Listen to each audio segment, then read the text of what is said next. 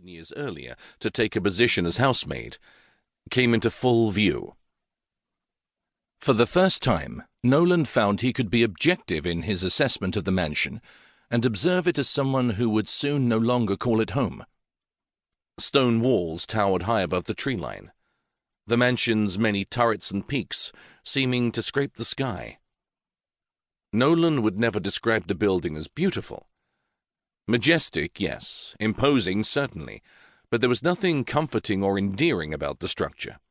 No warmth or sense of welcome. Just like its owner. The overbearing Earl of Stainsby was one person Nolan would not miss when he left Stainsby Hall. Nolan glanced at the sun overhead and tried to gauge the time. A little before noon, if he calculated correctly. His half-day off was over. Time to get back to work. He gave King a gentle nudge and set the stallion to a swift trot.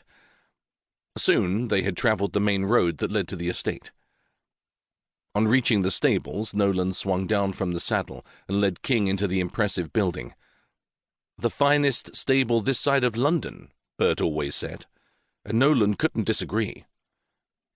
Bert had been the blacksmith on the estate for over 30 years, and a better man Nolan had yet to meet. His chest tightened at the realization that leaving Stainsby meant he wouldn't get to see the burly Scotsman every day. He'd surely missed the big man and his words of wisdom. Nolan grabbed a brush from the hook and began to smooth out King's black coat. Another shaft of regret sliced through him. "I wish you could come with me too, boy. But even if I could afford to buy you, we won't have need for a stallion on the farm. Working horses only. Besides, I could never see you pulling a plough." He smiled at the ridiculous thought. On a burst of fresh resolve, he grabbed a pitchfork and threw some clean straw into the stall. He would not allow any trace of disappointment to ruin this day for him. Instead, he focused on the happy fact that he'd soon be able to take his dear mother away from the hard life she'd endured here. As head housekeeper, she put up with long days, overseeing not only the underlings, but every detail of life in the manor. It was hard work, and her health had suffered as of late. This winter had been especially harsh, leaving her with a cough she couldn't seem to shake. Nolan put King in his stall and latched the door, then returned the grooming brushes to their proper spot. If luck were with him, he might catch Hannah coming outside to sit under the tall elm for a break.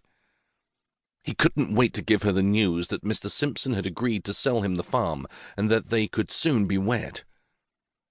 He hurried over to the water trough, scooped a handful of cool liquid, and splashed it over his dusty face. With damp fingers, he attempted to tame his wild locks into some semblance of respectability, then went to stand at the open stable door, his spirits lifting even higher at the possibility of a few stolen moments with the girl he loved.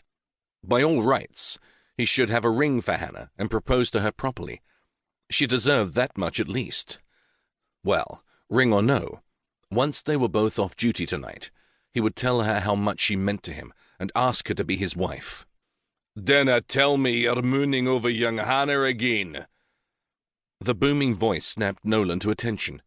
He turned to find Bert McTeague standing behind him, grinning. "I'm not mooning over anyone." Nolan fixed him with an annoyed glare. The big man belted out a laugh, his blue eyes twinkling with merriment. "Ach, there's nothing wrong with eyeing a bonny lass. Wouldn't be normal if you didn't notice her. Especially now that spring's in the air." He winked at him. "Have you kissed a girl yet?" Nolan jerked back from the doorway, heat infusing his neck. "No." "What are you waiting for, lad? You're not getting any younger." The broad-shouldered blacksmith had taken Nolan under his wing soon after Nolan had started as a stable boy. Maybe it was because he'd learned Nolan had no father, or maybe because he and his wife, Franny, had not been blessed with children. Whatever the reason, Nolan had forged a strong bond with Bert, who'd eventually become more friend than mentor. Usually, Nolan tolerated Bert's good-natured ribbing, but for some reason today it chafed. "That's a private matter between Hannah and me."